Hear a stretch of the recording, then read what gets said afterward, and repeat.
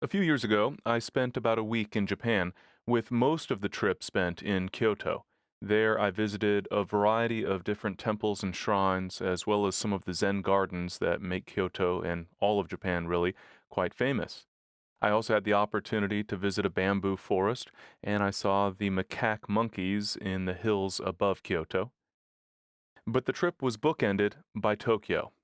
I arrived in Tokyo and spent a full day there before taking the bullet train down to Kyoto.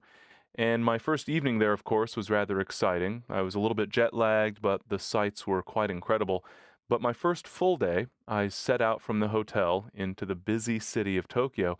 And one of the things that surprised me quite a bit was that mixed in with all the hustle and bustle, all the big buildings, were many Buddhist temples and shrines. I found this fascinating. I would be walking down a busy street. I would look down a small alleyway and see a shrine at the end of that alleyway, or sometimes a shrine in the middle of a courtyard between several high rise buildings. At one point, I found a small cemetery, and I always find cemeteries to be quite fascinating. I enjoy photographing in cemeteries, though it does make me feel a little bit self conscious. And especially in this circumstance, I was in a foreign country where I don't speak the language, and I wasn't especially familiar with all of the customs. And so I was trying to be very respectful, but at the same time, take in this piece of culture. So I spent a little bit of time in this very small cemetery, and the cemetery itself was adjacent to a courtyard, and there were several shrines in that courtyard. I only spent about 10 minutes total time in that small area, and I only captured 27 images during that short time. That compares to almost 3,500 photos during the entire week I spent in Japan. So there I was in a foreign country, in a cemetery, feeling a little bit self conscious, but capturing images.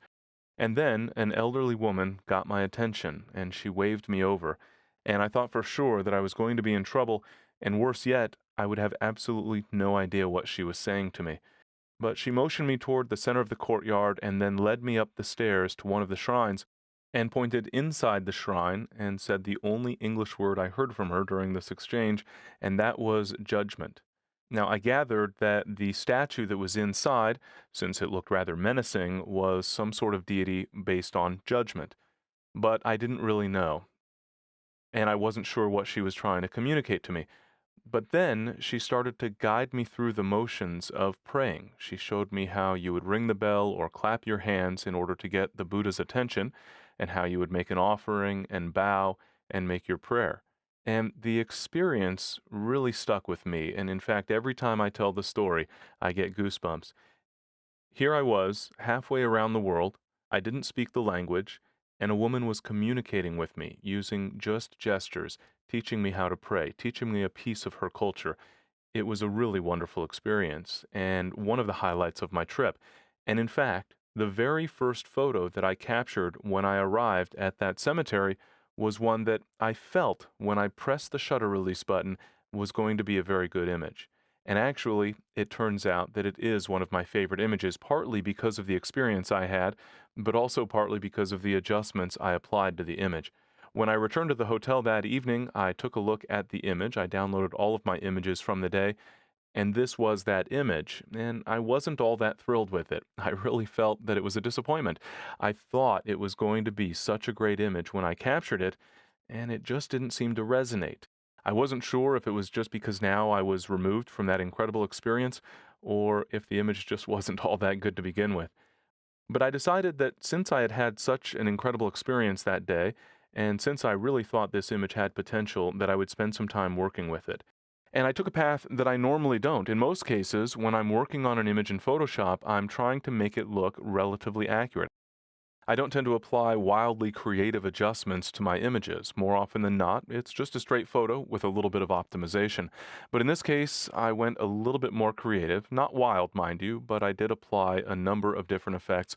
I converted to black and white, applied a sepia tone, vignetted the image, and did some cleanup work. The result was an image that I'm very, very happy with, and it remains one of my favorite images, not only because I enjoy the image, but because it provides great memories of a wonderful experience. At the time I captured this image, I actually had no idea what I was photographing. These were markers that were placed in large part near grave sites, but these particular markers were just lined up along a fence, all stacked up against the fence. I later learned that these are prayer sticks that are used to commemorate the death of those who were buried in the cemetery, and that they were stacked up here awaiting ritual burning. And that knowledge made the image all that more special to me, knowing that I had had a profound experience at this location and that these objects that I had photographed were very important to a number of people.